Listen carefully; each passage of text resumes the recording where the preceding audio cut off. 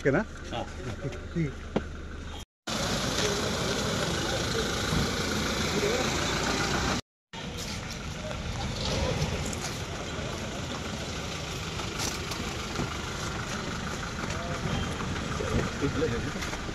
కూర్చోండి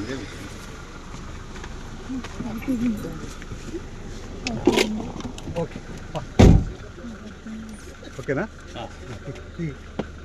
4800 విల్లాలు కట్టింది సార్.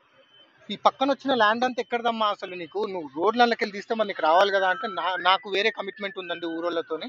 నేను అక్కడి నుంచి తెచ్చుకున్నా, ఇక్కడి నుంచి తెచ్చుకున్నా ల్యాండ్ అంటది. పోనీ నా ఇంటికి నాకు పర్మిషన్ ఇవ్వమంటే పర్మిషన్ లేదు. ఇట్లా మమ్మల్ని 3 years నుంచి టార్చర్ పెట్టి ఫైనల్గా ఏ దేవుడో కరుణిస్తే ఆమె ఇప్పుడు దొరికింది సార్. సో మేము అందరూ వస్తా అన్నారు, 100-150 మంది కూడా వస్తా అన్నారు, కానీ మేము వద్దని చెప్పినాం. 300 విక్టిమ్స్ ఉన్నారు, అందులో అవైలబుల్ గా 150 మెంబర్స్ వరకు ఉన్నారు ఇంటి దగ్గర. కానీ వదిలిపెట్టద్దు, మాకేదో సొల్యూషన్ చూపెట్టేదాకా ఆమెను వదిలిపెట్టద్దు. సార్ మేము రెవెన్యూ డిపార్ట్మెంట్ దగ్గరికి వెళ్ళాం, ఎంఆర్ఓ దగ్గరికి వెళ్ళాం, సబ్ రిజిస్టర్ దగ్గరికి వెళ్ళాం. Everybody who signed on the document మేము వెళ్ళి కలిసినాం సార్. నేను సబ్ రిజిస్టర్ గారిని ఆ రోజు కూడా అడిగింది ఒకటి, సార్ ఇది బఫర్ జోన్లో ఉండుంటే మాకంటే తెలియదు, మేము ఇక్కడి నుంచో వచ్చి ఇప్పుడు ఈవిడ ఉంది ఆదిలాబాద్ నుంచి వచ్చి కొనుక్కుంది, ఒకళ్ళు వరంగల్ నుంచి వచ్చి కొనుక్కురు, నేను ఎక్కడో ఎల్బీ నగర్ నుంచి వచ్చి కొనుక్కున్నా, మాకు తెలియదు ఇక్కడ ల్యాండ్ గురించి. కానీ మీకు సిస్టమ్ ముందు ఇట్లా నొక్కితే చెప్తుంది కదా సార్, అది ఎర్రగుందా, పచ్చగుందా, గ్రీన్గా ఉందా, ఇది ఏరియాలకు వస్తుంది, దీనికి నేను సంతకం పెట్టొచ్చా లేదా అని. లేదండి, అది 2019లో మాత్రం బఫర్ జోన్ కాదు, కానీ 2024లో మాత్రం బఫర్ జోన్ అయిందంటారు. అంటే this is all cock and bull stories అండి. So I don't know what happened with revenue department, sub రిజిస్టర్తో ఎవరితో ఏం జరిగింది అన్నది మనకు తెలీదు. Still people were paying EMIs. ఇప్పటికీ ఒక్కళ్ళకి కాంపన్సేషన్ ఇవ్వలేదండి కూలిపోయిన ఇంట్లోకి. కనీసం నేను ఇక్కడ ఒక ల్యాండ్ చూపించిన, మీరు ఇక్కడ సంతకం పెట్టండి, and this people are ready to pay back something more. అంటే సరే నేను అప్పుడు ₹1,00,00,000 కొన్నా కదమ్మా, ఈరోజు వాల్యూ పెరిగితే నేనే నీకు ఒక 20 లక్షలు ఎక్స్ట్రా ఇద్దాం అనుకుంటున్నా, నాకు ఏదైనా ఒక ఇల్లు అని కూడా వెళ్ళింది. Still she did not turn up. And the good part is ఇప్పుడు దొరికింది. Our demand is only one thing sir, అన్యాయం జరిగిన వాళ్ళందరికీ న్యాయం జరగాలి. And she has to never come at. మాలాగా ఇంకెవ్వరికి కానీ మాలాగా ఎవరు నష్టపోవద్దు. మాది ఏదైతే రెగ్యులరైజేషన్ చేయాలో చేసి, మాకు ఏవైతే what you call so what ever it is, ఏది న్యాయపరంగా ఏది వాళ్ళకి జరుగుతుందో అది న్యాయం జరగాలని మేము కోరుకుంటున్నాము. అండ్ మాలాగా ఇంకెవరికి ఇబ్బంది కలగొద్దు. ఆమెది ఎక్కడెక్కడైతే ప్రాపర్టీస్ ఉన్నాయో దాన్ని టైఅప్ చేసి అయినా సరే మా ప్రాపర్టీతోని వీళ్ళందరికీ న్యాయం జరగాలి. బేసిక్ ఎమ్యూనిటీస్ సార్, అంటే బేసిక్ అంటే ఒక రోడ్డు, ఒక thing. We want to thank police department అండి. So because we came to know in the morning, మాకేం తెలిసిందంటే ఇలా గుర్రం విజయలక్ష్మి అని జిఎల్సి భావన ట్రిప్స్ మల్లంపేటలో కన్స్ట్రక్షన్ చేసిన తను 300 and చిల్లర విల్లాస్ అవి. సో ఆమె ఆల్రెడీ మమ్మల్ని ఫైనాన్షియల్లీ, ఎకనామికల్లీ ఎవ్రీథింగ్ మోసపోయింది. మీ ప్రెస్ వాళ్ళకి చాలాసార్లు మేము ఇంతకుముందు చెప్పినాం కూడా. సో ఆ ఇష్యూ అలానే నడుస్తూ ఉంది. రీసెంట్గా హైడ్రా కూడా వచ్చింది. హైడ్రా వల్ల చాలామంది 17-18 ఇల్లులు కోల్పోయిన వాళ్ళు ఉన్నారు. ఇప్పుడు ఎవరైతే పెద్ద మనిషి ఆవిడ మాట్లాడిందో, పాపం ఆవిడ వాళ్ళ హస్బెండ్ రిటైర్మెంట్ డబ్బులన్నీ తీసుకొచ్చి ఒక ఇల్లు కొనుక్కుంది. So she lost completely. ఇప్పుడు ఆమె రోడ్డు మీద ఉందండి, ఇంకేం లేదు, ఆమెకు సంపాదన అనేది ఏం లేదు. సో ఇట్లా చాలామంది ఉన్నారు. ఒక్కోళ్ళకైతే ఈరోజు హైడ్రా కూలగొడుతుందంటే 1 week ముందు కూడా రిజిస్ట్రేషన్ చేసిందండి. వాళ్ళ పైసలన్నీ తీసుకుంది, అన్నీ తీసుకుంది. ఇప్పటికీ అంటే ఆమె మొన్న ప్రెస్ రిలీజ్ ఒకటి చేసిందండి. ఏంటి అంటే, మేము కంప్లీట్ హ్యాండ్ ఓవర్ ఇచ్చేసినాము, everybody is living happy life there అని. దయచేసి మీకు అందరికీ ఓపిక ఉంటే మీరు కూడా రావచ్చు. ఆమె క్లబ్ హౌస్ కట్టిందా, ఎమ్యూనిటీస్ ఇచ్చిందా, కాంపౌండ్ వాల్ కట్టిందా, రోడ్ వేసిందా, లేకపోతే ఎలివేషన్స్ కట్టిందా, ఎంట్రన్స్ గేట్ కట్టిందా, సెక్యూరిటీ కట్టిందా, డ్రైనేజ్ సిస్టమ్ ఇచ్చిందా, డ్రైనేజ్ ఏ చెరువులో కలుస్తుంది, తాగడానికి నీళ్ళు ఎక్కడి నుంచి వస్తున్నాయి, లిటరల్లీ యూ కెన్ సీ. ఇది టోటల్లీ అంటే ఫిగర్ వైజ్గా చెప్పుకోవాలంటే it's more than a bigger scam than stamp duty scam. More than 300 crores scam అండి ఇది. No, everybody constructed their house by their own. స్లాబులు వేయడం ఎంతసేపు పని సార్? నాకు సిమెంట్ ఓడు స్టీల్ ఓడు ఉద్ధరిస్తాడు, నేను తెచ్చి దనదన స్లాబులు వేస్తాను. స్లాబులు వేసి ఇల్లు కట్టినట్ట 2 స్లాబులు వేసి వదిలేసి వెళ్ళిపోయింది సార్. గోడలు, ఎలక్ట్రిసిటీ, డ్రైనేజ్, ప్లంబింగ్ ఎవ్రీబడి అక్కడ నుండి చేయించుకున్నారు. And later we came to know that దానికి అసలు పర్మిషనే తీసుకోలేదండి. అంటే లిటరల్గా మీకు ఈ స్కామ్ గురించి ఒక చిన్నగా, అంటే అందరికి అర్థమయ్యే లేమ్యాన్కి అర్థమయ్యేలాగా చెప్తా sir. Being in to real estate అందరికీ తెలుసు, ఒక ఎకరం 4,800 గజాలు సార్. దాంట్లో మీరు ప్లాటింగ్ చేసుకొని విల్లాలు కట్టాలంటే ఒక 16 నుంచి 18 విల్లాలు వస్తాయి. అంటే 2,400 నుంచి 2,800 గజాలు. Water 1 metre.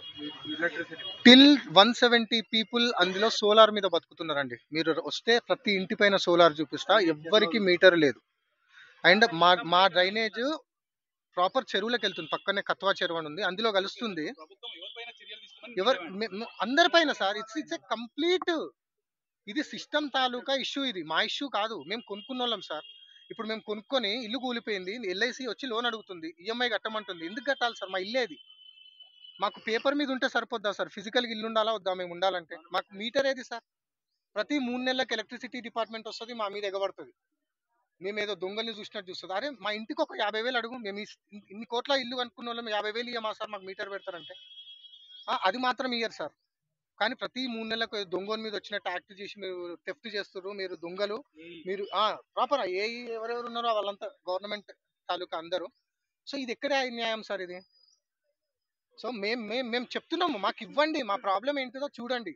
మాది రెగ్యులరైజ్ కాకపోతే రెగ్యులరైజ్ చేసుకోవడానికి ఏం చేయాలో చెప్పండి. మాకు కరెంట్ మీటర్ ఇవ్వనంటుంది కదా, మీటర్కి మానించి ఏమైనా కావాలో అడగండి. ఎందుకు ఇవ్వట్లేదు సార్? రీజన్ ఇప్పుడు ఈమె హైదరాబాద్లో 3 ఏళ్ల నుంచి కొట్లాడుతున్నామా, మీ అందరికి తెలుసు కదా. ఈ రోజు పారిపోతుంటే దొరికింది సార్.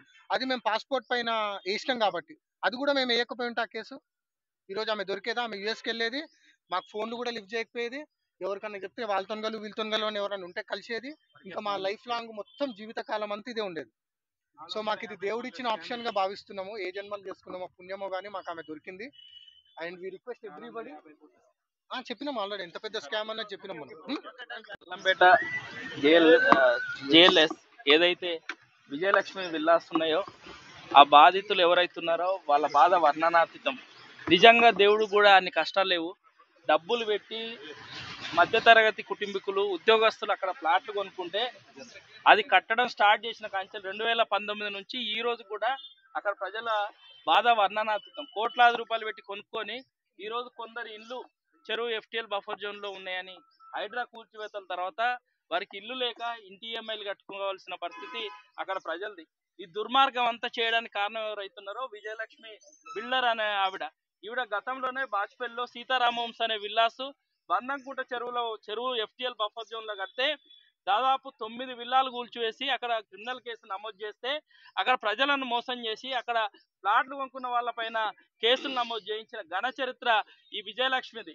అక్కడ మోసం చేసి మళ్ళీ మల్లంపేటకు వచ్చి ఇక్కడ అప్పట్లో ఉన్న అధికారులు ఎవరైతే మున్సిపల్, రెవెన్యూ, ఇరిగేషన్ అధికారుల సహకారంతో, అప్పటి ప్రభుత్వంలో ఉన్న కొందరు ప్రజాప్రతినిధుల సహకారంతో అక్కడ విచక్షణ రహితంగా అనుమతులు 40 అయితే 170 విల్లాలు ప్రభుత్వ భూమిలో కత్వ చెరువులో ఏదైతే ఆక్రమించుకొని అక్రమ నిర్మాణాలు చేసి పేద మధ్యతరగతి ప్రజలు, ఉద్యోగస్తులు కొనుక్కోవడానికి తక్కువ రేటు కానీ అవకాశం ఆశ చూపించి కొనిపించుకొని ఈరోజు ఆ ప్రజలది ఏదైతే ప్రభుత్వ భూమి చెరువు ఎఫ్టిఎల్ బఫర్ జోన్ లో కూల్చివేతలు జరిగితే మరి ఆవిడకు నైతిక బాధ్యత లేదా? నువ్వు దొంగ కన్స్ట్రక్షన్స్ చేసి ప్రభుత్వ భూములు, చెరువులు ఆక్రమించుకొని అక్రమ నిర్మాణాలు చేసి ఈరోజు అప్పనంగా అన్యాయంగా మోసం చేసి ప్రజలకు అంటగట్టిల్లు. మరి మేము ప్రభుత్వాన్ని ఒకటే ఈరోజు రేవంత్ రెడ్డి ప్రభుత్వాన్ని కోరుతున్నాం, సార్ మీరు చెరువులను ప్రభుత్వ భూములను కాపాడడానికి హైడ్రాన్ పెట్టిల్లు కదా, ఇట్లాంటి దుర్మార్గాలు చేసే విజయలక్ష్మి లాంటి బిల్డర్ పైన ఏదైతే ప్రభుత్వ ఆస్తులు జప్తు ఉందో ఆ చట్టాన్ని ఎందుకు ప్రయోగించద్దు? తన బాజుబెల్లో, సంగారెడ్డిలో ప్రభుత్వ భూముల్లో ఏదైతే ప్రైవేటు భూములలో ఉన్నాయి ఆ వెంచర్లో ఆ ప్రభుత్వ భూములను స్వాధీనం చేసుకొని ఏదైతే మల్లంపేట విజయలక్ష్మి విల్లాస్ ఏదైతున్నాయో ఆ లక్ష్మీ శ్రీనివాస కన్స్ట్రక్షన్ ఏదైతుందో అందులో ప్లాట్లు కోల్పోయిన వాళ్ళు, ఆవిడ వల్ల అన్యాయం జరిగిన ప్రజలందరికీ మీరు శ్రద్ధ తీసుకోండి. ఇట్లాంటి దొంగ బిల్డర్ల వల్ల ఈరోజు రియల్ ఎస్టేట్ రంగంలో ప్రజలు నమ్మకం కోల్పోతున్నారు. కాబట్టి మేము ఒకటే కోరుతున్నాం, ఏదైతే మల్లంపేట లక్ష్మీ శ్రీనివాస కన్స్ట్రక్షన్స్ ఏదైతే విల్లాస్ ఉన్నాయో అక్కడ నష్టపోయిన బాధితులు ఉన్నారో ఆ 20 మందికి అందరికి కూడా విల్లాలు ఇవ్వాలి. రెండో డిమాండ్ మేము ఒకటే డిమాండ్ చేస్తున్నాం, అప్పటి మున్సిపల్ రెవెన్యూ ఇరిగేషన్ అధికారులు కూడా సహకరించారు కాబట్టి నిర్మాణాలు పూర్తయినాయి కాబట్టి మోసపోయి ఈరోజు ప్రజలు కొనుక్కున్నారు కాబట్టి అప్పటి అధికారుల పైన కేసు నమోదు చేయాలి. ఏదైతే విల్లాలు కట్టుకున్నారు కదా మరి విల్లాలు ఇచ్చారు కదా వాటికి ఈ రోజు కూడా కరెంట్ కనెక్షన్ కానీ ఇంటి నెంబర్ కానీ ప్రాపర్టీ అసెస్మెంట్ అవుతలేదు. తెలంగాణ మున్సిపల్ చట్టంలో నిర్మాణం పూర్తయినప్పుడు 100% ప్రాపర్టీ అసెస్మెంట్ చేసుకోవడానికి ఫైన్ తోని ఏ విధంగా అవకాశం మిగతా ప్రజలకు ఇస్తున్నారో ఏదైతే లక్ష్మీ శ్రీనివాస కన్స్ట్రక్షన్ మల్లంపేట విల్లాల వల్ల కూడా అదే విధంగా రెగ్యులరైజ్ చేయాలని మేము డిమాండ్ చేస్తున్నాం. ఎందుకంటే ప్రజలు అన్యాయం అయిపోయి ఆగమయ్యారు కాబట్టి వాళ్ళకు తెలంగాణ మున్సిపల్ చట్టంలో ఏదైతే అవకాశం ఇచ్చిందో దాని ప్రకారం రెగ్యులరైజ్ చేసి వాళ్ళకు వాటరు, డ్రైనేజీ, రోడ్డు అన్ని సౌకర్యాలు కల్పించి మిగతా వాళ్ళని ఆదుకోవాలని నష్టపోయిన వాళ్ళకు విజయలక్ష్మి ప్రాపర్టీలకు వెళ్ళి జప్తు చేసి వాళ్ళందరికీ నష్టపరిహారం చెల్లించాలని డిమాండ్ చేస్తున్నాం. పోలీస్ అధికారులను కూడా కోరుతున్నాం ఆవిడ బెయిల్ రాకుండా సెక్షన్ నమోదు చేసి బయటికి రాకుండా కోర్టుకు వెళ్ళే జైలుకి వెళ్ళే విధంగా చేయాలని అభ్యర్థిస్తూ పోలీస్ అధికారులకు ధన్యవాదాలు చెప్తున్నాం. 2019లో మొత్తం డబ్బులు కట్టేసాం. ఇంతవరకు మాకు హ్యాండ్ ఓవర్ చేయలేదు. మమ్మల్ని ఇబ్బంది పెడుతుంది. రోజు ఒక రాక చుక్క చూపిస్తుంది. ఎన్ని రోజులు ఇట్లా కష్టపడాలి? హైడ్రా కోసం మేము పొడగొట్టుకోవడానికే ఇన్ని డబ్బులు కట్టి ఆమెకి ఇది చేసామా? ఎప్పుడు కొన్నారమ్మా? ఏర్లో కొన్నారు? మొత్తం ఫుల్ పేమెంట్ చేసాం 19లో 2019. ఏం కావాలో ఉన్నదంతా పోయింది. హైదరాబాద్నే పోయింది. అంతా కావాలి. ఏం కావాలి? ఇల్లు కట్టి ఇవ్వాలి. అప్పుడేం తెలుసు? 19లో ఎవరు చెప్పారు? మాకేం తెలుసు? ఏ నోటీసులు లేవు. మాకు అసలు తెలియదు. మేము టీవీలో చూసేదాకా మాకేం తెలియదు. మాకేం చెప్పలేదు. మేము చెప్తే మేము ఎందుకు కొంటాము? మాకు అవసరం అట్లా. అందులో ఉన్న డబ్బులను ఏమైనా హామీ ఇస్తారు, కట్టిస్తాము, మీరు ఉండొచ్చు అని చెప్తారు కదా. అందుకనే కొంటాం కదా. ఇప్పుడు మేమే కాదు కదా, ఉన్నోళ్ళు అందరు కొనుక్కున్నారు కదా. అందరితో పాటు మేము కొనుక్కున్నాము. మరి మాకు కూడా అంటే కావాలనే కదా కొనుక్కునేది. ఎక్కడి నుంచో ఏ ఊరికోళ్ళో వస్తాము, అక్కడి నుంచి మేము పైసా కూడబెట్టుకొని అన్ని తెచ్చుకొని కట్టుకునేది ఎందుకు? ఇల్లు కావాలనే కదా. అన్ని ఇట్లా ఎంత మోసం చేస్తుందని మాకు ఎవరు తెలియదు కదా. ఇంత పెద్ద ఇళ్ళల్లో ఎన్నో ఇళ్ళల్లో ఎక్కడో ఉన్నారు, ఎక్కడెక్కడో కడుతున్నారు. అందరూ కట్టినప్పుడు మేము కూడా అట్లాగే కట్టాము అందరితో పాటు. ఇక్కడ విజయలక్ష్మి అరెస్ట్ చేశారు. ఆమె ఇక మా మొర పెట్టుకోవడానికి వచ్చాం. ఎందుకు వచ్చాం? లేదు, కలవలేదు. ఎన్నిసార్లు ఫోన్ చేసినా ఆమె కలవదు, మాట్లాడదు, ఏమీ చెప్పదు, సమాధానం ఇవ్వదు. మా డిమాండ్స్ ఏంటి? మాకు ఇల్లు కావాలి. మేము అన్ని డబ్బులు ఓడగొట్టుకొని ఇంకా డిమాండ్ ఏముంటుంది? ఉన్నది అసలు పైసలు మొత్తం మా దగ్గర ఉన్నది అది మొత్తం మేము అల్లనే పెట్టేసినాం. అల్ల పెట్టేసి మరి మేము ఇంత చేతితో ఎట్లా ఉంటాం? మేము లోన్లు ఏం తీసుకోలేదు. తెచ్చిన డబ్బులు మేము ఎక్కడి నుంచో కూడబెట్టిన డబ్బులని